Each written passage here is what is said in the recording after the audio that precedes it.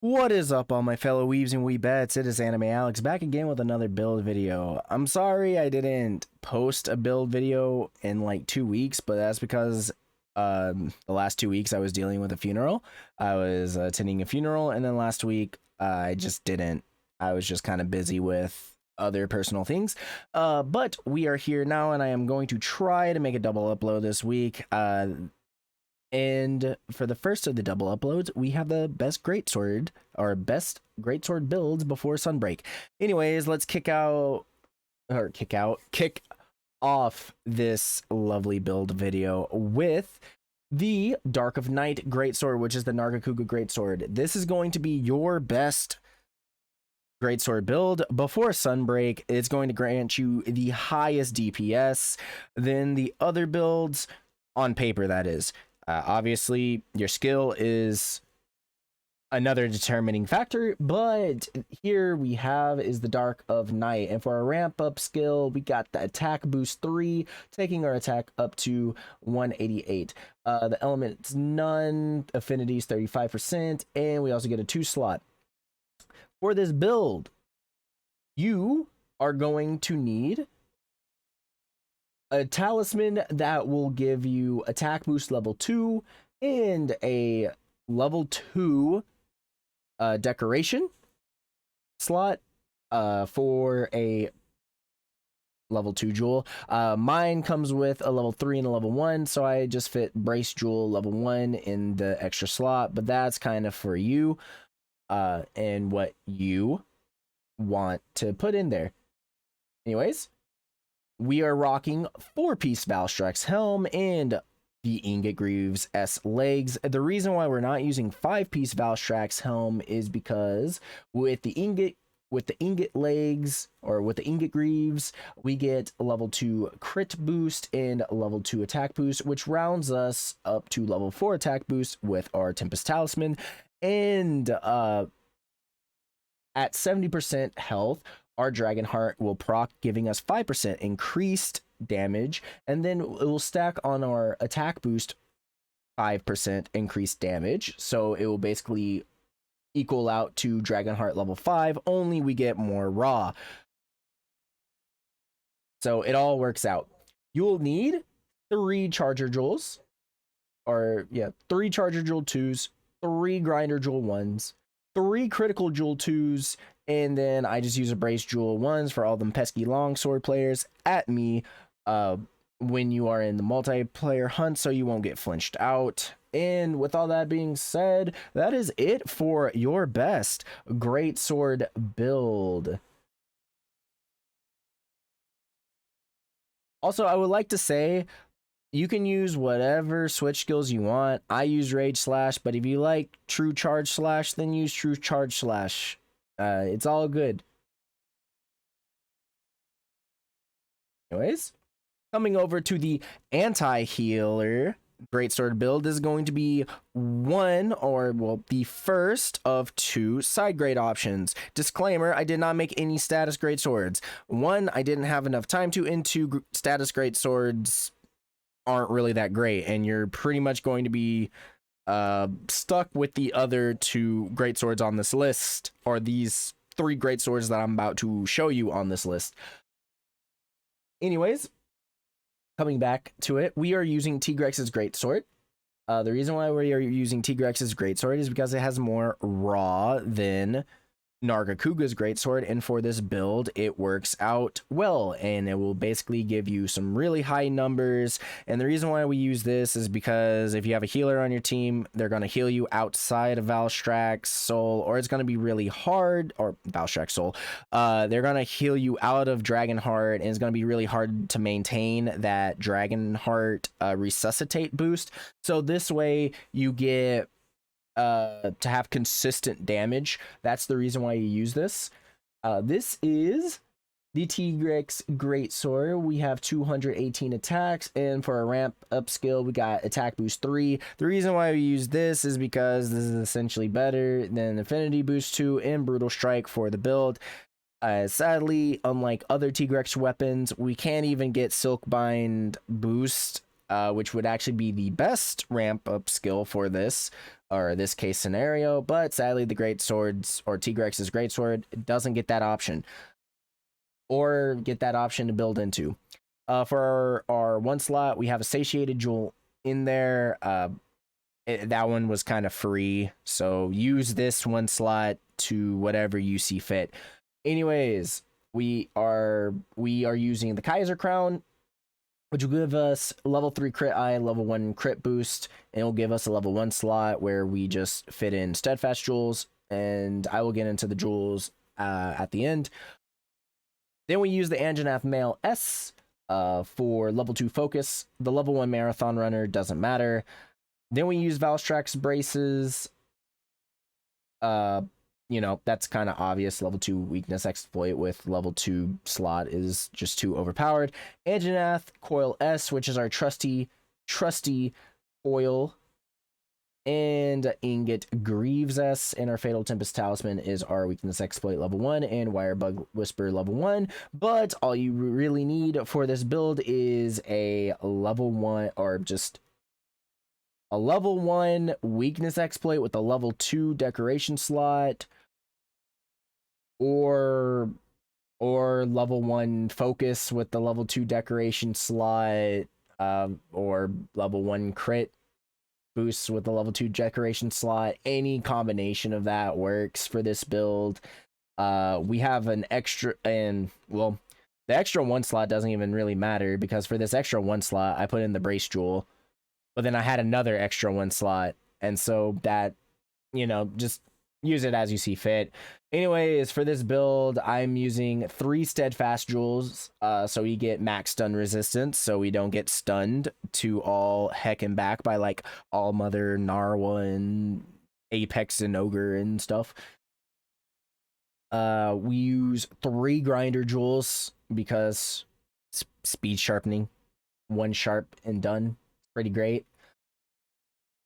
We use 1 critical jewel, 1 charger jewel, and actually 2 critical jewels. Sorry, we use 2 critical jewels and 1 charger jewels. All in all, not really that much of a demand in decorations. That's the good thing about this build. It's not very decoration intensive. The most you need is just 2 critical jewel 2s. Everything else is just like 1 slots, and aside from like the 1-2 slot that you need for the charger jewel 2. But I will say that this is going to give you some really good damage numbers when you're not in Valstrax, you know, the Valstrax buff Dragonheart. I don't know why that keeps on eluding my mind. I've literally seen that ability since Monster Hunter Gen. But I will say, the one thing that you need to understand about using this build, you do need a Fighter Cat for this. The reason why is because the Fighter Cat will give you 30% affinity when they hit the Rousing Roar buff, and you will desperately need that because you will only get up to 10% affinity at base. You need that 30% affinity to hit 40, and then your weakness exploit will cover the other 50% affinity, rounding you out to 90% affinity on top of a buff. So I just wanted to let that be known. Just remember, if you're using this, use Fighter Cat. Now coming down to our last Greatsword build and our last side grade option. There's not actually a lot of side grade potentials for the Greatswords. They're very straightforward, similarly to like lances. So here is going to be our best Greatsword, or our best elemental Greatsword.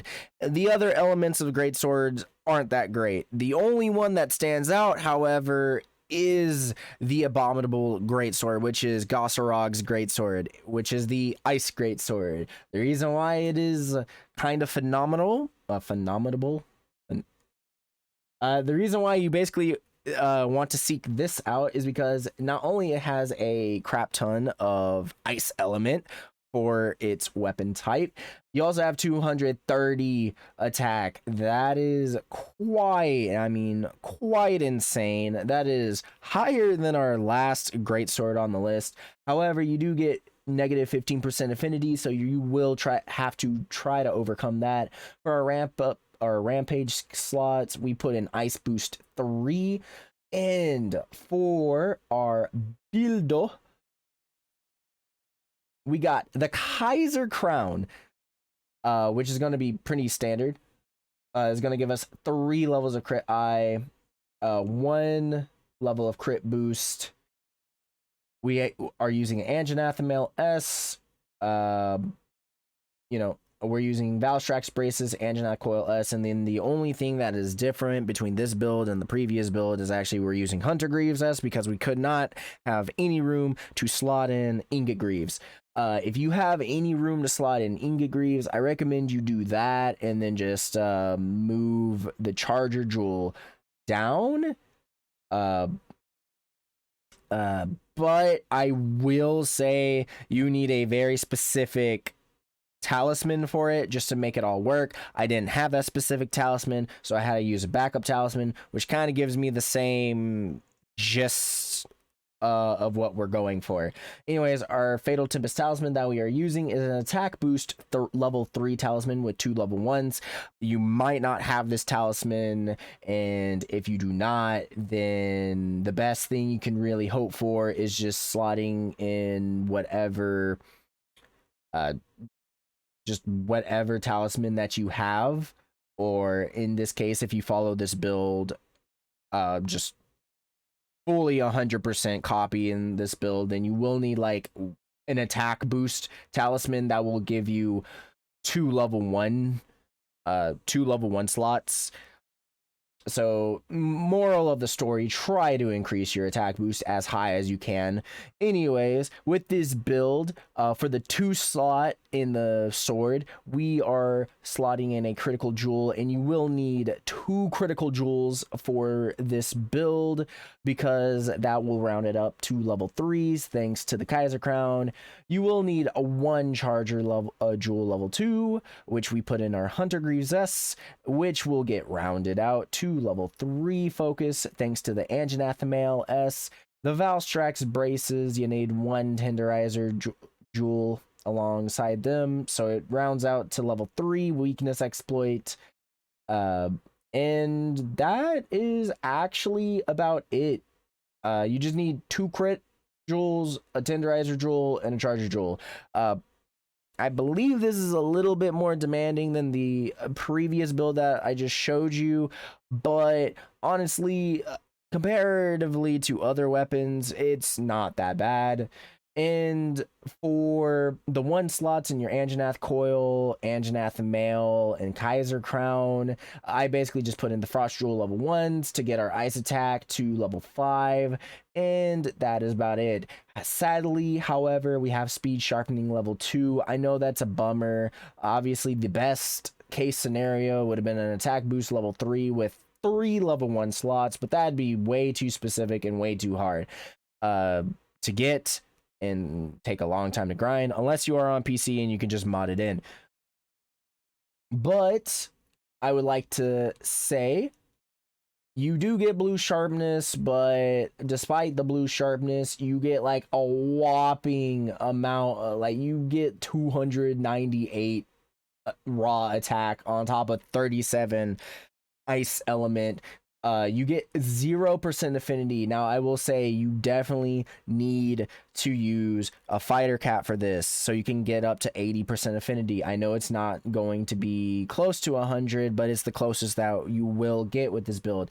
This build, however, is going to be very great against ice weak monsters. I'm talking Rajang, especially Diablos, normal Diablos. Apex Diablos is weaker to water. But especially just normal Diablos, you will completely shred through them in any ice weak, or how I say, ice allergic monster.